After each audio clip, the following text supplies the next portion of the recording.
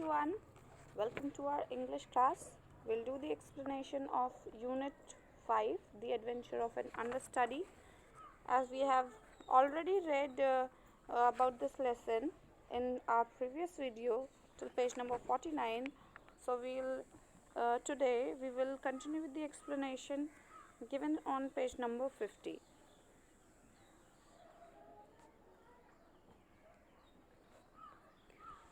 The train stopped. Fritz and Saft leaped out and held the door for me. I choked down a lump that rose in my throat. Then I settled my helmet firmly on my head and read a short prayer of God. The last time I did was to feel if my revolver was handy and my sword loose in the scabbard. Then I stepped onto the platform of the station at Strelsa. Now, in this paragraph, Rosendal is telling us that as the train stopped, Fritz and Sapt opened the door of the compartment for him, and he was feeling a little nervous. He held his helmet firmly on his head and took a short prayer asking to God to help him out. The last thing he did was to feel his revolver, if it was handy or not, and to check his sword's scabbard. Scabbard means leather cover of the sword. The bells throughout the city broke out into a joyful peal. The sound of a military band and a men cheering struck my ear. King Rudolph V was in his good city of Strelsa, and they shouted outside, "God save the king." Old Sapt's mouth wrinkled into a smile. "God save 'em both," he whispered. "Courage, lad," and I felt his hand press my arm. Now here, the narrator is telling us that as Fritz, Saft and Rosendal reached the city, everyone in the city was filled with joy, and there was a loud cheering for the King Rudolph. The city members were not knowing that the person whom they are seeing as Rosendal, not Rudolph. They were cheering him as King Rudolph and praying for him, "God save the king." And old Sap's mouth turned into a wrinkled smile, or you can say that he started smiling.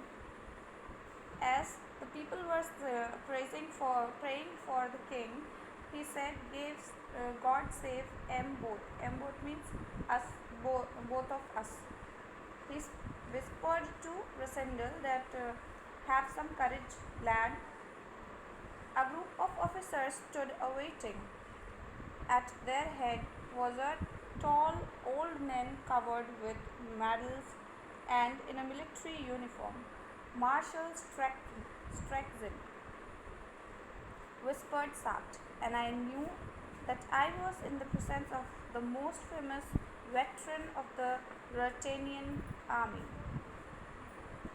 As they reached, there was a group of officers who was waiting for them, and he saw a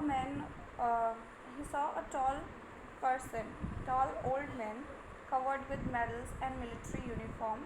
Sapt whispered to him that he was Marshal Straczyn, and he came to know that he was the most famous veteran of the Ruritanian army.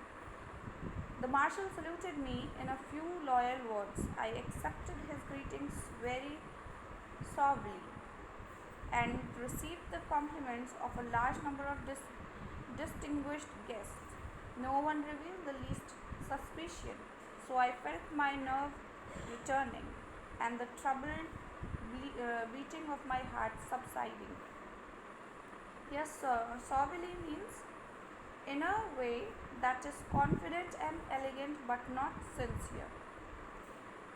Here, Rosendal is saying, or you can say that the narrator is saying that the marshal gave him salutes in some loyal words, and he accepted the greetings.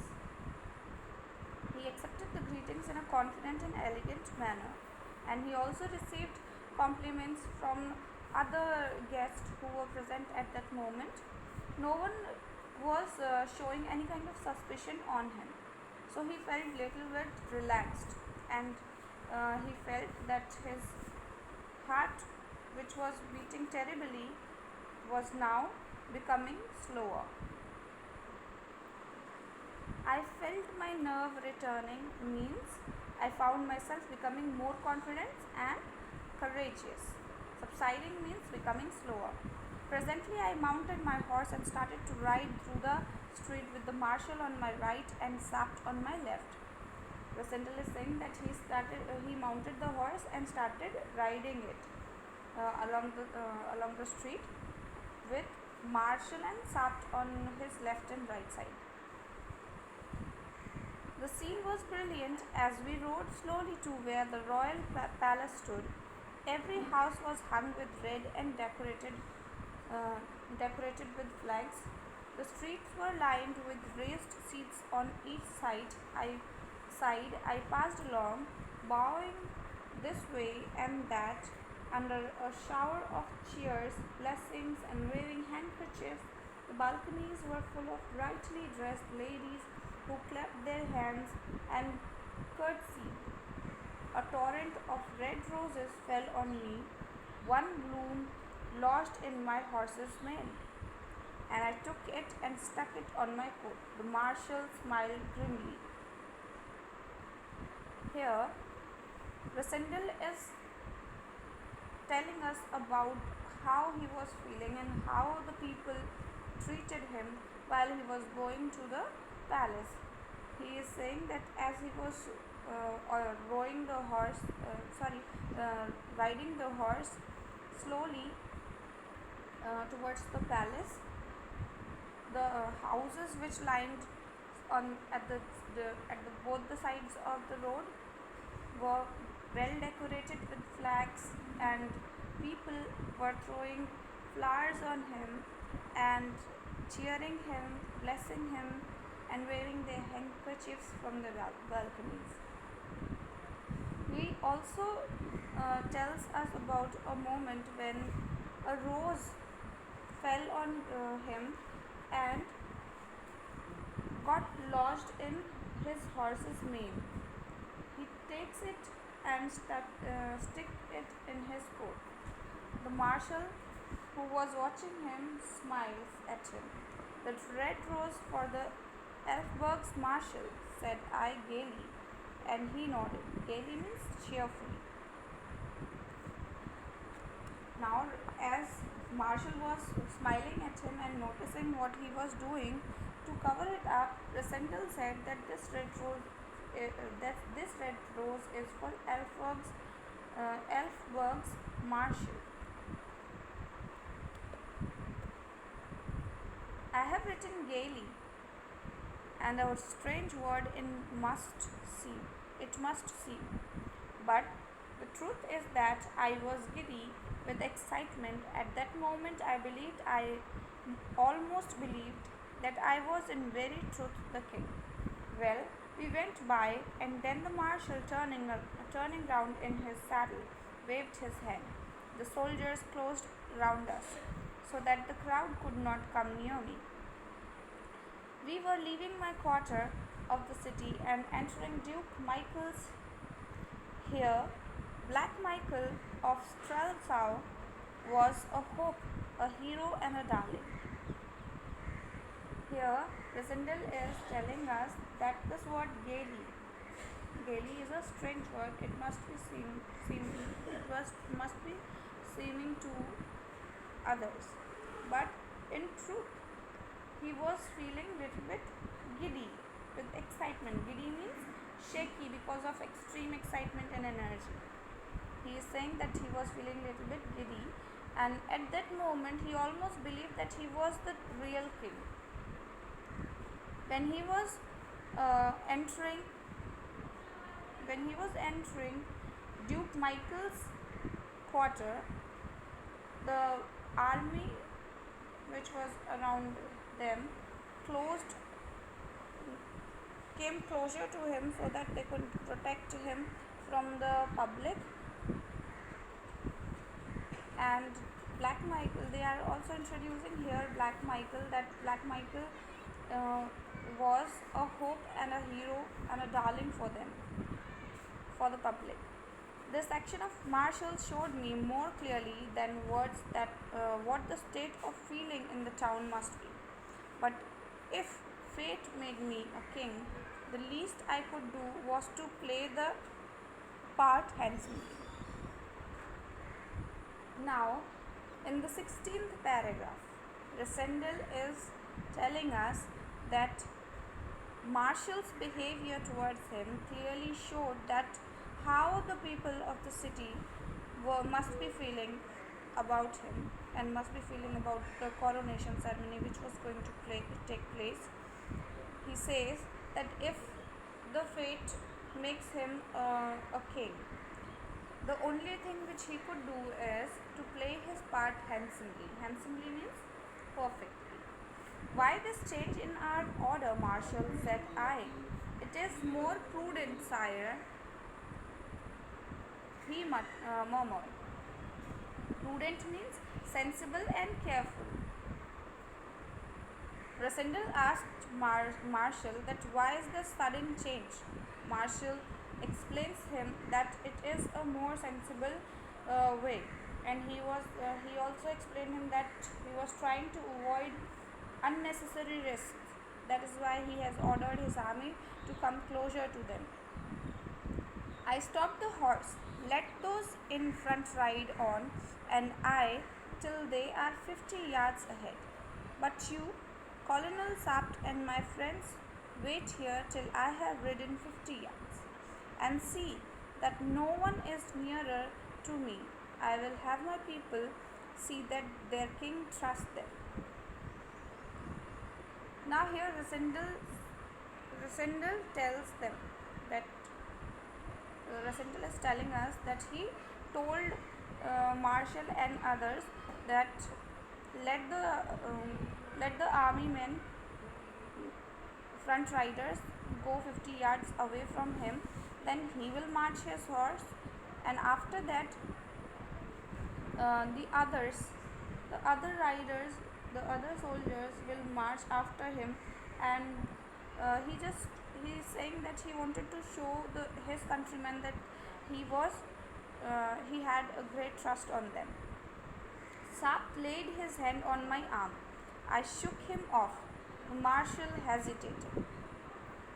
Now here in this paragraph number 20, Rasandal is telling us that Sapt laid his hand on my shoulder to stop me from doing all this. But I shook him off, he is saying. He is saying that he shook him off.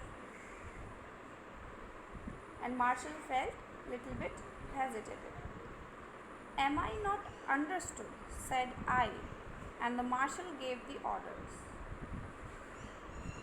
Resendel, who was thinking that he has almost become a king, he started behaving in a manner which was little bit full of carelessness, and he was at the time trying to give commands to the army. He said that if he was not understood by the marshal. After hearing this, Marshall gave the orders. I saw old Sapt smiling into his beard, but he shook his head at me. If I had been killed in open day in the streets of Strelsau, Sapt's position would have been a difficult one. Here, Resendel is saying that when I gave the orders to Marshall to order the soldiers to march 50 yards away from me, Old Sap started smiling, and at that very moment, he says that at that very moment, if I get killed in an open day in Strelthau Street, then uh, Sap's position would be in a great danger. So I, riding alone, entered this barely decorated part of town. It was more interesting, for I heard the comments of the crowd. If he's red, he is right, cried an old woman. I laughed and took off my helmet so that she might see that I was of the right color, and the crowd cheered me at that. Now, here in this paragraph number 22 and 23, Rasendal is telling us that when he was going alone in the decorated town, he was able to hear the comments coming from the crowd very clearly, and in those comments he heard an old woman saying, uh, um, if his hairs are red, then he is the right person. So he takes off his helmet and shows them, and the crowd cheers him for this. He looks paler than usual, said one. He's bigger man than I thought, said another. So he had a good jaw under that beard after all, commented a third. Now here in the paragraph number 24, 25 and 26, Rasindal is telling us what comments he heard in the street coming from the members of the town. Dear students, that's all for today. We'll continue with our explanation further in our next video. Thank you and have a good day.